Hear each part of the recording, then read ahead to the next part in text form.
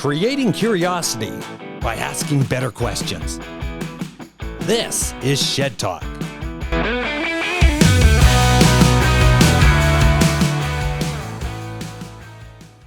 Having started his career in radio advertising sales in 1990 and then moving into television with CTV in 1991, Jeff's branding, marketing, and communication experience dates back 30 years. In 1996, Jeff started Zoom Communications, which today is known as V Strategies. V is a video production company based in Calgary. Entrepreneurism is in his blood. Having started his first company at the age of 14, a respected business leader, Jeff is known as a creative thinker, strategic storyteller, and a serial entrepreneur. His persistent curiosity has been the fuel of many of his business ventures, with the latest relating to the world of artificial intelligence. Jeff, thanks for coming to the show, and thanks for coming to Shed Talk. And I haven't seen you in such a long time, and it's such a great experience to see you. This is awesome. Absolutely great. Thanks for inviting me. Great to see you again, buddy. Good. I got a quick question for you. I was just trolling. I love trolling on your social media this morning, and it was absolutely amazing because I got to see something that was really interesting. The bears. Oh, what's up with that? So yeah, you know what? It's funny. I a couple of years ago, I bought a ranch up northwest of Cochrane, and so I got 80 acres up there, and I got these trail cameras. And every once in a while, I check them. And I hadn't checked this one camera for a couple of months, so I was ripping through it last night, and there's moose and coyote and tons of deer and everything. And all of a sudden, I see these two big, massive grizzly bears playing in front of the camera. So I got like 4 shots of these massive bears. And the funny thing about it is that this is back in the end of May. Those bears were playing in front of the camera, and they were huge. At about 9 o'clock in the morning, a buddy of mine was out there that weekend, and he drove the quads by in that exact same spot about an hour later. And so it's just kind of funny because it's interesting because people go into the forest all the time, hiking, biking, everything else, and you never really know what's around you. So these trail cameras are just amazing to be able to realize that, you know, nature is all around us and you don't even realize. So anyways, that was pretty cool to see. That was cool. And I have to ask you a question then. When a tree falls in the forest, do you actually hear it on a trail cam? Sometimes you do if it's right in front of the trail cam. Absolutely. Yeah, because that was a pretty cool. And then I'm going, holy crap! If you were like an hour away from that, and then you're going in there, and those are big. Like I was going, are you going to run into this? Is this going to be a storytelling? Is this going to be one of those oh my gosh moments? Well, and I think my buddy has some bad luck because a couple of days before that he was out there and he had just missed a big black bear by about 8 minutes on the quads. So it's just my one buddy. So I don't know if they're going after him or what the deal is. But anyways, it's gorgeous. It's kind of my my little haven away from the city. So that is awesome. And a little bit about entrepreneurship and stuff like that and having this 80 acres. I have to ask, what is a serial entrepreneur? Well, you know what? It's funny because you know, my background is similar to yours, and you and I have always connected this way. We've known each other for, 20, 30 years. Yeah. I started out in my first business. I was 14 years old. I had no idea what business was all about. I saw a guy who had a mountain bike, and I didn't even know what a mountain bike was at that time. And he said he worked for a cycling courier company out of Calgary, and I lived up in the Edmonton area. And I said to my dad, I got home, I goes, well, I'm going to start a cycling courier company in this little town of 10,000 people. And so I started my first company at 14, didn't know what I was doing. I started my next company, a little video production company doing weddings and funerals for all things when I was 18. And I've started multiple businesses and I don't know what got into me and where the entrepreneurial bug came from, but I think like I have no formal education. I got a high school, strong D- average. And I think it's just that curiosity of just trying to solve problems and help people is where my business ideas come from and how I get into it. And again, similar to you, you and I have talked, we just work our asses off and that's.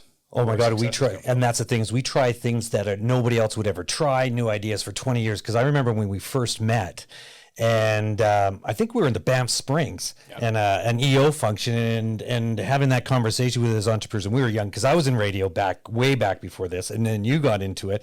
And with CTV and doing sales and absolutely amazing job that you've always done. But I remember our lifelines and looking together, boy, we were like connected going, okay, well, we got to do, that's right. Cause we're going into forum together and we were going to do the same thing. And as an entrepreneur, really striving and pushing ourselves to better and being curious and asking better questions. And then it's one of those things we go to ourselves. Here we are 20 years later. I'd say 20, probably 30 years later. And we would ask ourselves, what did we do back then to brought us to where we are today? And this is the most magnificent thing, because you take V strategies, we'll go back in Zoom communications way back in the day. How much has that changed? Oh, drastically. I mean, back in the day when you were selling radio, I think you were QR, right? And I was a CTV. The way the media business has changed, is dramatic. And then the video production business. So we started our company. Funny thing is the story is we started as Zoom Communications back in 1996. We changed our name to V Strategies in 2014. I should have kept it Zoom, and I actually should have figured out a video conferencing solution. I'd be way better off. But yeah. But I think it's just a matter of even back then, it was just, it was I didn't even know the business. I didn't even know much about video production. I sold advertising. We had a production company that did the producing work.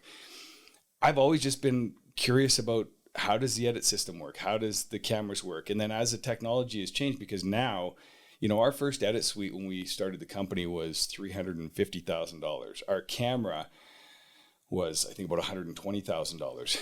You've got a camera on your iPhone that's 100 times better for $700-800 than the technology we're using. So we're constantly having to keep up to the technology. And a lot of people get frustrated. A lot of people get scared of new technology. I've always just embraced it, because you're not going to change it, And I think that's with business, even the way you promote yourselves. I mean, you and I were on the awards. The awards bandwagon. Oh, that is the greatest story ever, is the awards bandwagons. And you know what? A lot of entrepreneurs and young people have no idea what the awards bandwagon is. And because we're a little bit older, we know about that. So we talk a little bit about that awards bandwagon, how that actually works.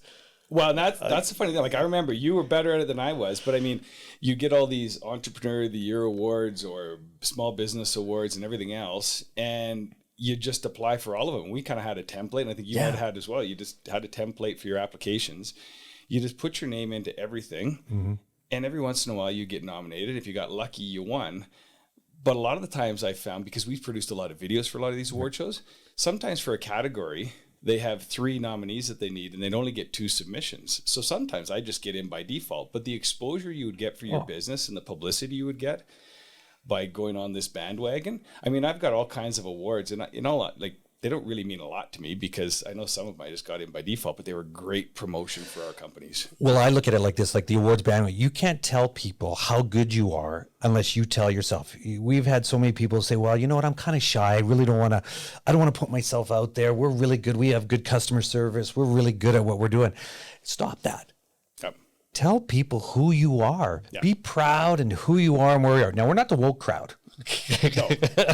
But we're about actually who we are and how great our company is, because no one's going to advertise you as better you are, and get the media to say, you know what, that's why we're great. And we were on every single platform we possibly could, and we were known great. And you and I, we've balanced off each other that way. And boy, did we grow.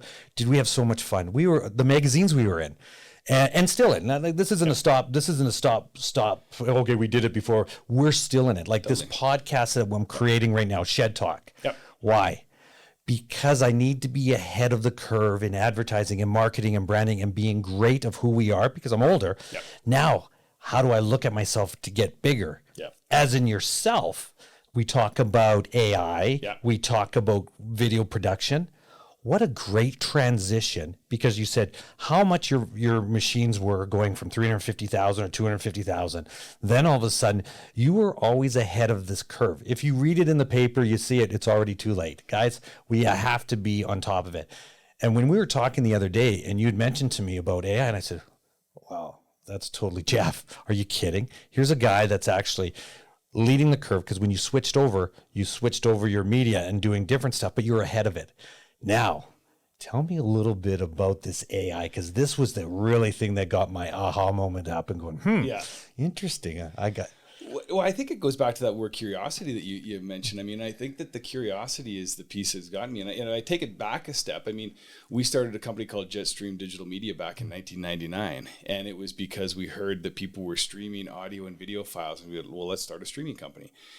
Back then, if you remember the old 56 dial-up connections, a lot of younger people would even remember, you had 56K or even 14K dial-up connections, and we were trying to stream audio and video through them. So we got into that business out of curiosity. 6 years later, they created YouTube. I wish I would have had the idea for YouTube, but I mean, we got into it.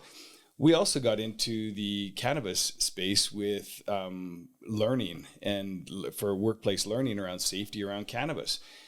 We started a little company doing that. We started another company called Mammoth XR that does augmented reality and virtual reality production. And so what I've done through the years is I've heard about these things like you mentioned, and then I find people that know more about it than I do, and I latch onto them, and I try and bring my business knowledge to their expertise in the area. And so that's where we are right now with the whole AI space is, you know, you just mentioned to me before we started about, you know, where were you when 9/11 happened? And pretty much everybody remembers exactly where they were. I remember I was on my office on 8th and I remember seeing it on the screen, everything. And you asked the question of, you know, do you remember where you were when you heard about ChatGPT? I do. I mean, this was back in January and I've been aware of AI technology and been following it for years, but I hadn't really been tuned in. And a buddy in the dressing room at hockey said, "Oh, have you checked out ChatGPT yet?" And I was like, "No." And I went home and I checked it out. And that was like, I can remember that moment because it was kind of like a wow. So that sparked the curiosity. I found a guy that we worked with, an amazing individual who hopefully you'll have on your show here soon, Carl Ye. And he's the real knowledge around AI. But, you know, there's quotes coming out from places like Bloomberg that they're saying AI technology is going to be bigger than electricity and definitely bigger than even, you know, the internet. That's their prediction on how much of an impact AI will have on the future of humanity. Well, and it's like one of those things, people go back and in life, so we go back to the 1900s and stuff like that, the Industrial Revolution, and they say, oh yeah, this is going to happen, what they said. Now, one of the quotes or we were talking the other day was about horse and buggy. Yeah, totally. Think of horse and buggy and what that industry was, and everybody, oh, there's no way, we've got stables, we've got this, the roads are all set up, the infrastructure's set up, everything's done for horse and buggy. And then literally overnight, how that revolutionized and changed everything, just that, a horse and buggy. And you wouldn't even think of that today. Yep. And AI is at that cusp of change. Yeah. I think that's human nature, though. I think you get people that are curious individuals and not afraid of failure and not afraid of exploring things. And then you get ones that either have their head in the sand or somewhere else. That is so true. And I think that, you know, we saw this when the cameras changed. Like for my first camera that we bought for $125,000, when they came out with DSLR cameras, I remember going to a conference in Vegas every year, and all the old film guys are like, "It'll never replace film. You just can't replace film." And it's like, well, yeah, you can. You can replace horse and buggy with automotive. True. You know, you can replace old film with it, and it came along, but because they didn't see it right in front of them right away, they couldn't see into the future as to where it's going.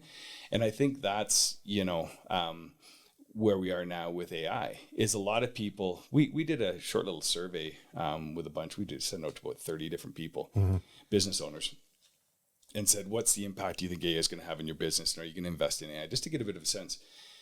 And a lot of people surprisingly said, oh, I think it is going to impact us. I'm just not sure, but we're not going to really put much time or effort into it because we're not familiar with it. We can get really busy in our lives, whether it's our business lives or our personal lives, and it's really easy to ignore what's going on around us. But then, like you said, it could be too late. Like, it doesn't hurt to look into something new like AI technology if you're in business. It doesn't, like, there's lots of stuff out there that you can play with that isn't a big financial commitment, isn't a big time commitment. And if you're not afraid of failure, you're not afraid of all the scare tactics out there, like AI is going to be Terminator and they're all going to kill us and everything.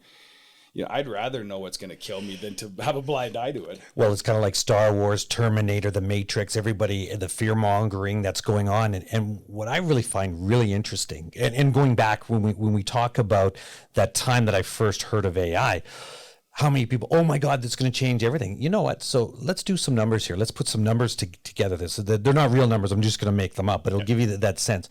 All of a sudden, a great idea comes out. AI, ChatGPT comes out. 50,000 people hear about it. 20,000 people will go, oh, it's going to change and revolution. The other one, they really don't care. Out of the 20, the 1% of the 1%, say 5 people will actually do something with it. It's kind of like the Brieks of the world. Oh, I wish I shoulda, coulda, wouldas. And where entrepreneurship comes in, that curiosity, the guys that are asking ourselves better questions and saying, how does AI help my business? Things you know that you don't know. And we're going, and okay, how do I drill down? And when you sent out the survey, is it going to help your business? Yes. But what's a better question to ask ourselves to say, how do I make it work for me? Because first in, first win. Yep. Okay. Anybody, we all have the greatest ideas in the world, but the greatest ideas are the guys that are doers, the guys that put it down and do it, which is Jeff right here, serial entrepreneur, Kevin Halliday. I'm doing podcasts. Why? Because I believe in going, hey, we can go crazy here. And AI has actually helped me out, because take myself, and I'm going to use this as an example. I'm dyslexic. Okay. So I have issues reading. Okay. My sense instructions are a little bit off here, this. But all of a sudden, you deal with cell phones came out, okay, 68 billion cell phones. Now, all of a sudden, we're all absolutely geniuses, because now I got ChatGPT and I go, can you write this response for me? Bang. And now, guess what? I'm doing a podcast.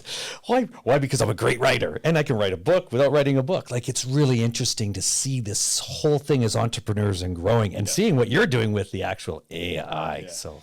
Well, and that's the neat thing about it. I mean, we're actually in the process. We haven't launched it yet. But we're in the process of starting up an AI agency. The name of it is 0 to 60. The number 0 to 60.ai. And the whole idea behind this is that our goal is to go in and work with business owners and executives to be able to help understand the technology. Because, like I said, I'm not the smart guy. I know about this much about AI, but it's probably this much more than the average individual. But I've got guys that I've attached myself to that know this much. And so our goal is to go in and help really well-run businesses that are maybe, lacking the access or the knowledge as it relates to AI, so that we can go and help them stay competitive. Because, I don't know how an engine runs. I kind of have an idea in a car. Right. But all I want to do is turn the key and step on the gas and go from point A to point B. I really don't care about how many horsepower it has or how many the cylinders. Right. Like, I don't even understand that crap. And that's what I find right now where AI is at, is that AI has still got a lot of people talking about cylinders and horsepower and, and I think but that's going to change quickly. Because if you look back, everything, when you take a look at computers in the early days of the internet, it was highly technical and you had to be a coder to try and understand what's going on. And that's why people were like, I won't use it. As soon as it got to a point where it was easy and simple and I just had to turn the key and step on the gas, everybody jumped on it. And so that's where I think we are right now with AI, is that it's coming along rather quickly. And you talk about things like everybody, when they talk about AI, most people refer to ChatGPT. Yes. And that's where I was... There's What's so much the difference? More there's so much more out there. So ChatGPT is a large language model, but there's also Bard and Claude and Bing taps into ChatGPT. There's all these other ones that are out there, and it all has to do with machine learning and there's quantum computing. Like, there's all this technical stuff. But I think when you look at the actual applications, there's PI.ai, which is your personal assistant. It's kind of like having your own, psychologist travel around you. You ask it questions or tell you how it's feeling, and it kind of says, well, what about this? And it's funny how you kind of play around these things. You got the graphic ones. And again, there's hundreds of them coming out daily. So I can't even keep up with how many are out there. But like Midjourney or even Bing Image Creator. So this new company, I was like, well, I need a name for the company. So I used a ChatGPT. Can you give me 20 names, potential names for a business? And it rolled these things out, give you an idea. Then I used another program to create the logo for this company. And then I actually went and I used AI technology to write the full business plan and build customer personas. And then I went out and created a list of social media posts. And then what I can also do is then use another program to create images to support my social media posts. All of this stuff that we used to be paying an agency or a designer for or a writer for, tons of money, we now have access to that. So that's the good part as the business owner, but it's also the scary part for how do you keep people employed? Well, it's kind of one of those things you don't know. basically where we're at today, we will create jobs in the future, that jobs that we don't know that we have today. So by that eliminating this, we're going to create this instead. So the things you know that you don't know, we have no idea, because this is happening. Creature, you right now just telling me that story, and in business, because I have a bunch of businesses, and I'm listening to that, and I'm going, yeah. Number one, that hits me. Yeah, yep. I have to do this. Yeah, I've got a social media team. Yep, I have that team. Yeah, I have that team. I'm thinking, wait a second. That is a great business plan of attack and a plan, because I'm looking at I have no idea. Right. So ChatGPT versus AI, okay, what does that look like? Putting this together, now I got to practice it. But putting that whole model together in the first step. And that's what this agency is that we're looking at doing. Is we're first and foremost, it's educating our clients on just what AI technology is and the applications for it. It's also doing an analysis to kind of where you could incorporate into your business kind of immediately for some quick wins, and then plan it out kind of longer term.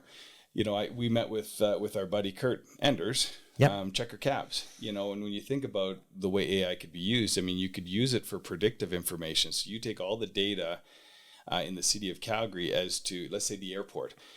You'll be able to take that data and predict how many cabs you need outside of the airport at 8:37 p.m. on a Thursday night in October. You'll be able to predict and say, okay, I need 7 cabs there. Rather than having 45 cabs lined up and all these guys not making money, you'll be able to use the predictive information and AI technology to be able to go, we need 7. We need 12 there at 9:45.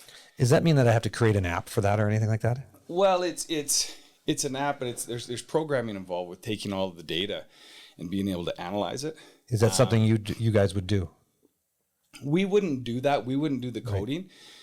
We would help you find somebody who could build out an application like that. Oh, okay. So we're not doing the actual coding. It's more a matter of, we're kind of your internal chief AI officer or AI operator. Right. So we're going to be there to kind of guide you and help you find out the solutions you need. So that information gatherer to get me, instead of me looking up the information, by the way, here's how we need you to do this. Because talking like that, I'm going, wait a second, that just saved me six weeks of training, 6 weeks of this, and then the learning curve, and going, oh, okay, here it is. Because I look at social media and I go, have somebody else write my copy for me, so like a ghostwriter or whatever, and then, okay, now how do I implement that? How do I do this? Okay, then you see on social media, oh, we have these apps, and then here's our trailers versus trial and error.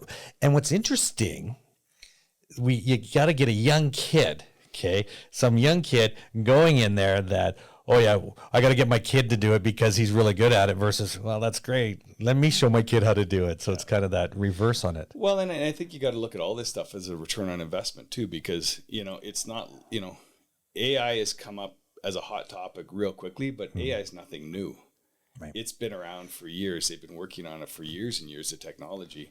It's really just ChatGPT that all of a sudden put everything on the map real quickly for everybody.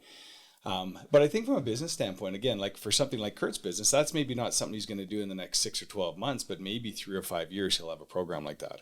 And it creates curiosity, because he's asking a question that he knows it's possible to actually do that. Prime example, I'm doing 3D printing. Yep. I had no idea. I knew about 3D printing, but I had no idea. And then all of a sudden I was asking the better question. All of a sudden, well, when you're doing this, how does 3D printing? And I didn't even know that was even possible. You can do it in an hour, and here's how it is, and it's very inexpensive. And it was like, things you know that you don't know, and I'm able to ask better questions and curiosity and going, well, if I can do 3D printing, well, how does ChatGPT do it? Well, the best design would be whatever that storytelling is, and where we're at on it. So it's kind of interesting. The interesting thing with like the ChatGPT too, and a lot of AI applications, is it's about the prompting. It's the information that it's scraping. So really an AI, solution like a ChatGPT, it scrapes the internet, it scrapes information, or chatbots will scrape PDFs or other data that's out there. So there's lots of other issues. Like if you have good data, you'll get good responses, but you also need to have good input. So it comes down to prompting. So the questions that you ask of ChatGPT or Bard or any of these other, large language models will determine the answer you get back. So for example, we would go in and help companies educate themselves on prompting, or create a prompt library for them. So my son, who's just finishing off a 4th year business degree, I said, what did you guys learn about AI in school? Nothing. And I was like, okay. So he's been working for me for the summer and studying and doing a bunch of research on AA technology, and just finished a course on prompting. And he's like, he says he's probably, light years ahead of his counterparts at school just because of this knowledge that he has. Because there's a quote that I saw, and somebody said, is AI going to replace humans? And the individual said, AI isn't going to replace humans, but humans with AI skills will replace humans without AI skills. Totally makes sense. So if you don't know how AI works, or you're not open to learning it or understanding it, you're going to be left behind real quickly. So do you feel like in the school board, so where he's at, and he's been in school, and all of a sudden they didn't attack that right away? Because here he is for the summer. He knows more about it. First in, first win. Here we go. Yep. He'll be that guy that's the entrepreneur that he's going to be set to go to the next level. Are schools missing out on this? Well, I think it's because it's come up so quickly. I think schools will catch on quickly. Companies will catch on quickly. We're doing some courses for some companies now on educating employees on AI technology through with video production, just because it's come up so quickly. But my daughter, who's going in to be a school teacher, I said, you need to learn this stuff too. She goes, why? I said, because when you get out into the teaching environment, I would say there's probably a 95% chance you're going to have an AI assistant teacher in your classroom with you. So you'll lean on that AI assistant to help educate your kids. It won't replace a teacher necessarily, but it'll be there with you. Will it be a blow-up doll? Yeah, more than likely. Yeah. But I also think when you take a look at when you talk about employment and everything, and the big concern though is that what happens when you replace a lot of those frontline workers, people working in McDonald's, minimum wage jobs, administrative jobs that can be replaced with AI technology, where you only need one person on your comms team now rather than 5. That's kind of the dark side of AI that you're going like, right. What do you do with them? Well, what's interesting because of that, okay, so let's use that examples. So you got guys that are working at McDonald's, and they're doing it great. But now let's go to the reverse. Let's talk about the trade industry. So I'm in the trade industry, and I look at these guys. Right now in the trade industry, we have a labor shortage. Why do we have a labor shortage? Well, everybody wants to get into tech. They want to get into this. And the dollar figure in tech it's $200,000. Well, a lot of people don't realize, for education purposes, you love working with your hands, you like working with people. Sure, you don't have the math or the background on that, and that's okay. You can make $200,000 in the trade. We are so short on tradespeople. And it's not necessarily AI is going to affect it, but AI is going to, and you say the dark side, here's this light shining armor. Here's a guy working at McDonald's. And McDonald's is a great place, by the way, because it's a great training tool about leadership, about processes. And man, it's absolutely amazing. But what's the greatest thing is these people that are working there can actually jump into a trade, low education, but make big bucks and be entrepreneurs, be whatever they want to be. Yeah. And in electricians and stair business and everything that I'm doing, and the training there, it is such a Wild West right now. And speak of Wild West, podcasting. You take podcasting, this is the Wild West. People get into it, great people, and then people get to hear what we get to say. So trades, podcasting, there's such great opportunity. And I think AI is going to actually open that up and say, hey, by the way, well, I'm stuck on AI. I lost my job to you. Well, yeah, you lost your job.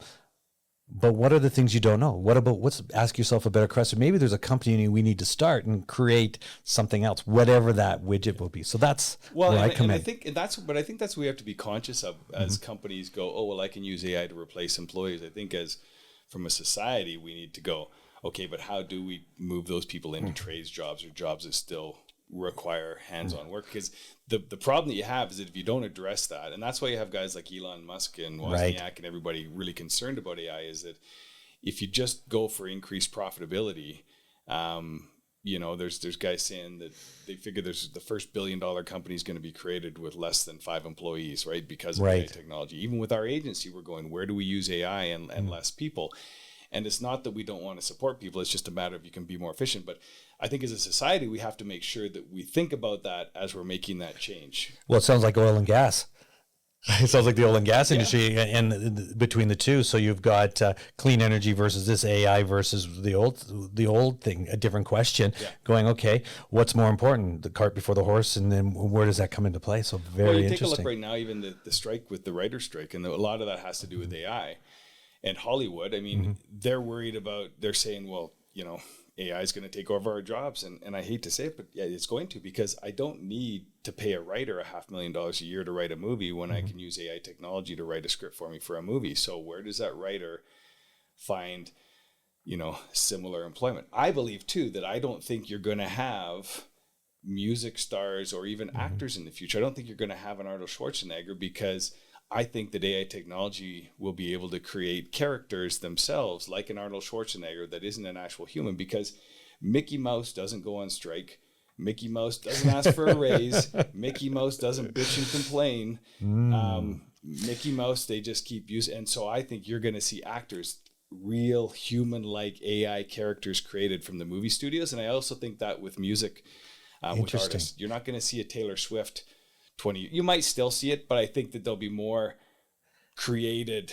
I can create more movies, younger movies with these guys right now, and I can have 5 sequences. I can have 15 James Bond with the same James Bond guy, but a different story. But all of a sudden, over 20 years, Star Wars, prime example. Here it is, our character, and then we just changed it up. That's interesting.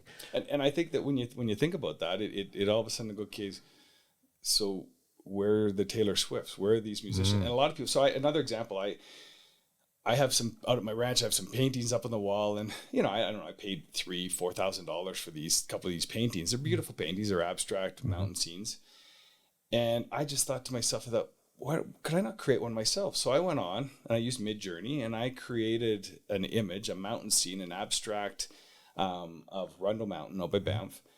And I thought, that's pretty, and it was all based on prompts. And then what I did is I took that image and I used an online printing tool, and I got I don't know how big it is, 2 feet by 3 feet, something like that. Got it printed online. It cost me $142. And I got it hanging on my wall. And people that come into my place don't know the difference between the $3,000 or $4,000 painting and the $142 painting. And I created it myself. Right.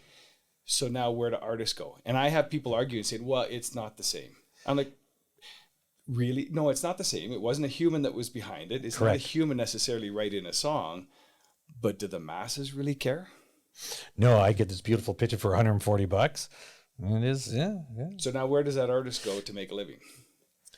That's kind of that's the stuff you got. That is a great question, and something even in your business, you think about, you guys have designers. You have people going into places. You'll be able to replace that. People will be able to design. Well, we're doing that now, actually, with CAD and AutoCAD, and then we're actually integrating it in. So you give us a blueprint. Yep. Okay, so you get a blueprint, and we actually do the staircase inside of it, put the substrates on it, everything, and then we 3D print it. Yep. So you don't just get a picture anymore. You actually get a 3-dimensional, printed item of scaled exactly what you get, and it's never been done. And we're looking at this and going, this is possible. Yeah. This is possible. Here's the technology, and this is where it's going. And I'm just going, wow, life is great, especially opportunities. So it's really cool. And it is great. And again, I think it's always this flip flop, right? Because that's what I'm always trying to analyze. I'm going, there's always the good side of it, and you think about the technology. I mean, my 82-year-old dad is on TikTok watching videos. He's FaceTiming me. He's using all of this stuff. And if you would have said that 20 years ago, you would have went, yeah, right. Like, it's just not going to happen. But things do move rather quickly. And so, but there's also the downside of it. Right. And I think that's what we just want to think about as business owners and community, minded people, is going, how do you avoid having, hundreds of thousands of people that used to make $15, $20 an hour, freight alarm jobs, admin jobs, not be out on the streets, and maybe there's not enough electrician jobs and, framing jobs. Right. What do you do with those? A lot of people in the AI space are saying, well, what you need to do is you need to tax the heck out of AI companies so that you have enough money in the coffers to be able to cover some of these potential societal issues in the future. So again, it's just, you could go on and on about the pros and cons and it's kind of like going down ChatGPT down the rabbit hole. Oh wait, let's ask a prompt to better question, then we put ourselves into that whole proverbial rabbit hole and go, oh my God. Yeah. So even our business, the video business, we've had editors and shooters and writers and everybody on staff. Well, now we use ChatGPT or similar type models to write scripts, and then we fine tune them. There's programs now where we used to go and shoot, 5-6 hours worth of video footage, some interview footage, some B-roll footage, stock footage, and have to sort through it and pick out the clips. Well, now there's AI technology where we can put all that footage in, and it'll go through all of the A-roll footage, the interview footage, like an interview like this. You could run it through, and it'll pick out some of the best clips and give you recommendations from our hour-long conversation to say, here's the best 20 minutes. Oh. Whereas that used to take us a manual process. It now cuts it down. And then you're going to have programs that will edit it together. So even our business, we're going, video editors, we need to adapt to this technology. And what it means is that people will be able to produce higher quality video content for their businesses for way less money. Right. And they might not even need guys like us. Interesting. So I'm looking and going, wait a minute, looking through the windshield going, where's the future of our business? And you're already ahead of the curve and where you're at. Awesome. We are, but it's just Here how we much go. further. Good. Awesome, Jeff. You know what? Thank you very much for joining me today. That was intriguing, curious, and everything like that. Thank you very much. And we're going to make sure that we stick together in the next 20 years so we do it again. I want to bring you back on later on in the future because we can really dig deep into curiosity and AI. So thank you very much and for joining me on Shed Talk. Thanks, Kev. Thank you. Now you know. Shed Talk.